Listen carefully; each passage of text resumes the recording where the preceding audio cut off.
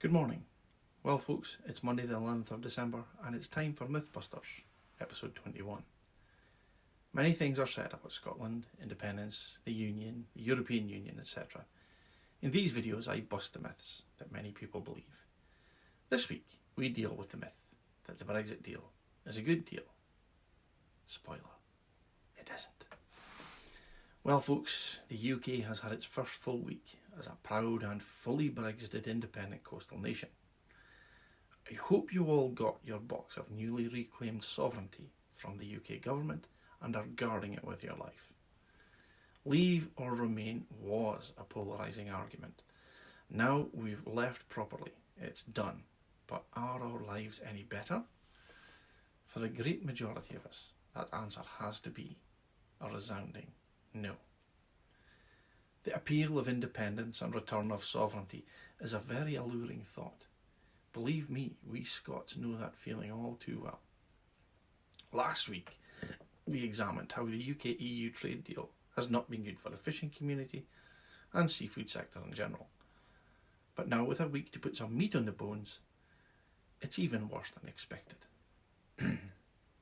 Santi Bueza, owner of SB Fish, is nae impressed. He must decide whether to tell the boats that supply him with prawns to stop fishing, as Brexit red tape has crippled exports.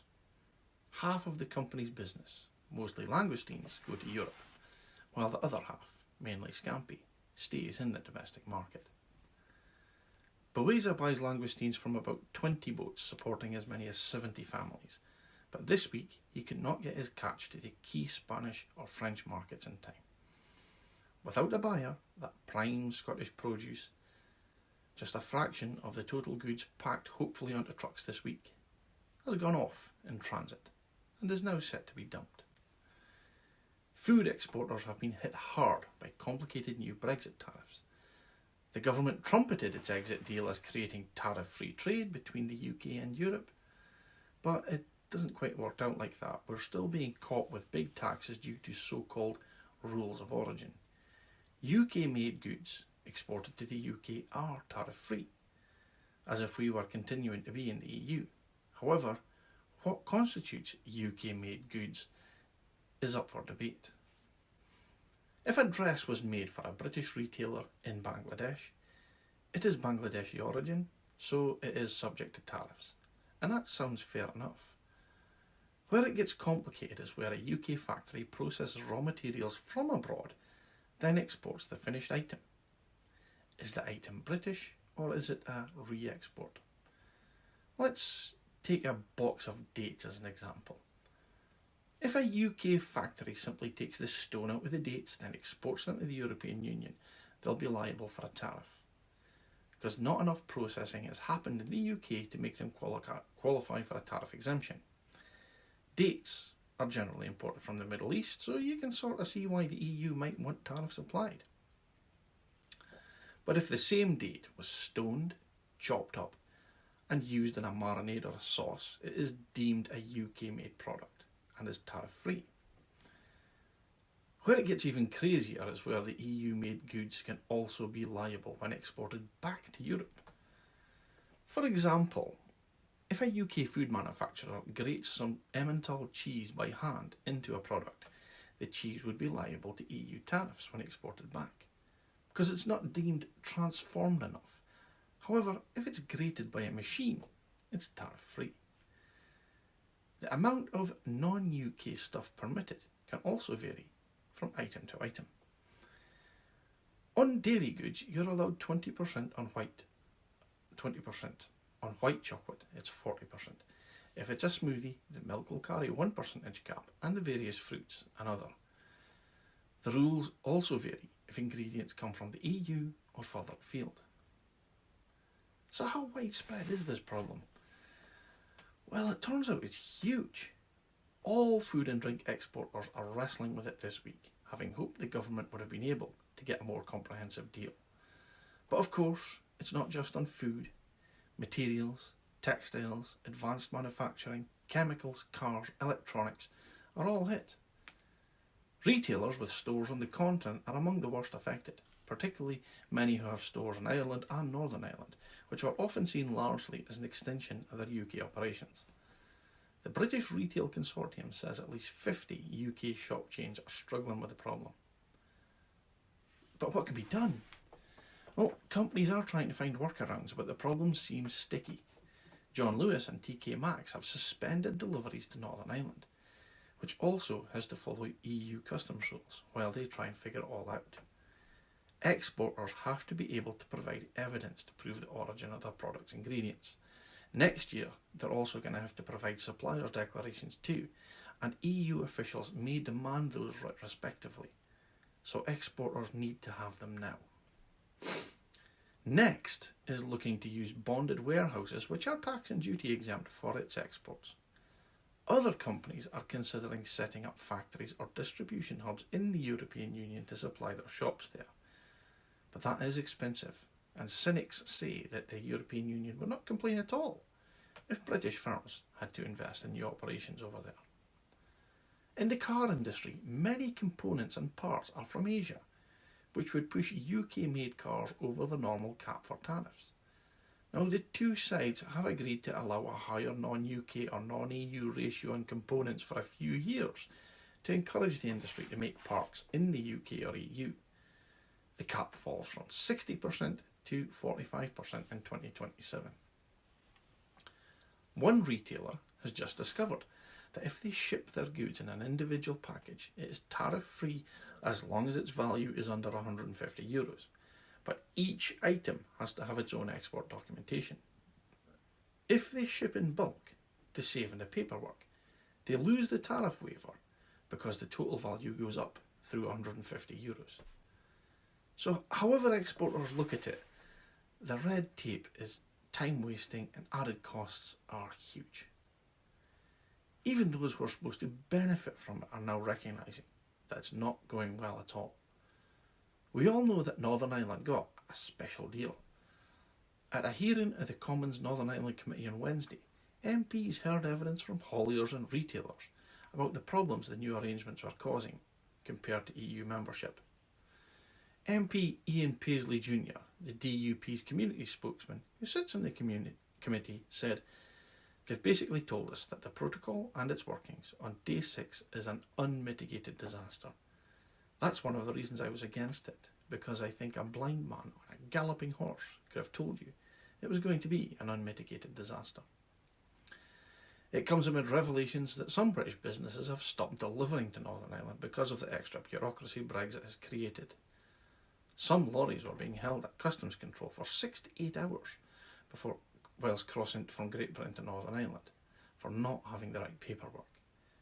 And he said some declarations that the government had pledged would take around 30 seconds to process were actually taking as long as 12 hours.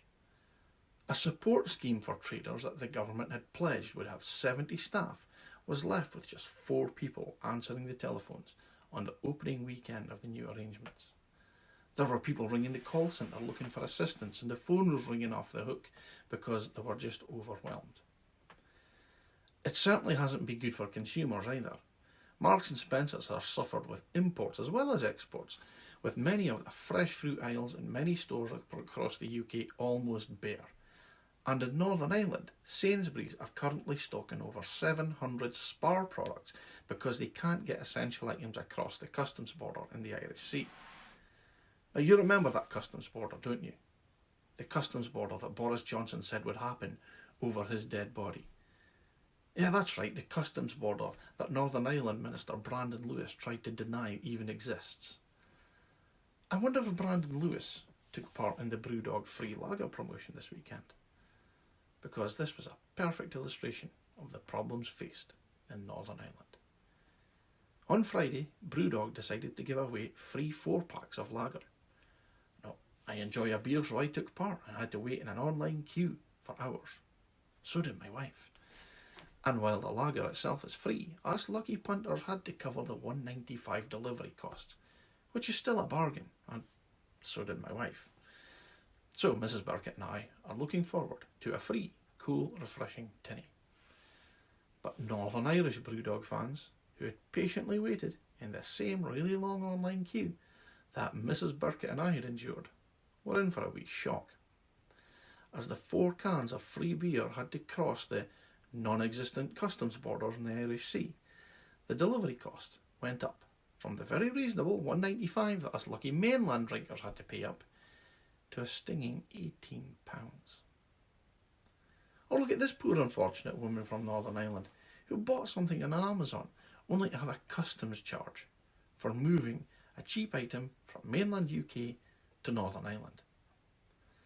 So we've established that Brexit hasn't been good for fishermen, food retailers, importers, exporters, the car industry, Northern Ireland, consumers in general throughout the UK.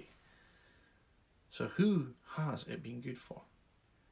Surely we're not going through all of this for nothing. Well, it has become clear that when Theresa May said Brexit means Brexit, for most of us it meant Britain was leaving the European Union.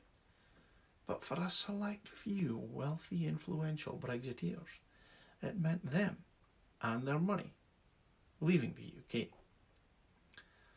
Let's start at the top with Britain's wealthiest man, Sir Jim Ratcliffe, the Ineos boss who famously wants to make a successor to the Land Rover Defender.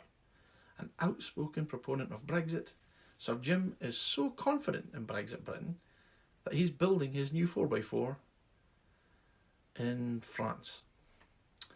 And as if that's not enough, he's moved his personal tax domicile and himself to Monaco. How very patriotic of Sir Jim. One of the most prominent Brexiteers was James Dyson. Yep, that's him with the vacuum cleaners, and he's hoovering up all his profits by moving his HQ and manufacturing base from the UK to Singapore. Maybe Lord Ashcroft, Lord Michael Ashcroft, who's recently resigned from the House of Lords, but was a key promoter of Brexit. Well, he's lived in Belize for most of his life and owns a great big bank there. And we can't talk about Brexit without mentioning the Daily Mail, owned by Lord Rothermere, who, while his paper spewed out pro-Brexit, pro-Tory nonsense, has shielded himself from the fallout by patriotically living in France. On the subject of pro-Brexit publications, The Telegraph and The Spectator are both owned by the Barclay brothers, who spend their time in Monaco and their own private tax haven in the Channel Islands. But perhaps most hypocritical is the famously languid Jacob Rees-Mogg MP.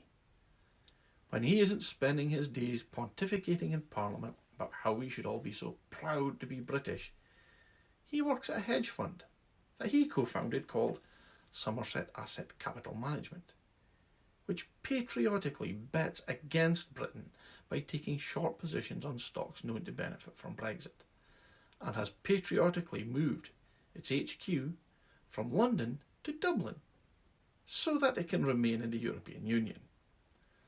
So, Brexit means Brexit wasn't about the average Joe like me and you getting back some control over our lives that we'd apparently lost. It was never about laws, borders, sovereignty, or even fish. It was always, almost too predictably, all about what most, if not all, Tory policies are about. Wealthy people getting more control over more money. Folks, thanks for watching. Please feel free to share this video with anyone you like, especially undecided voters. DaviePHD.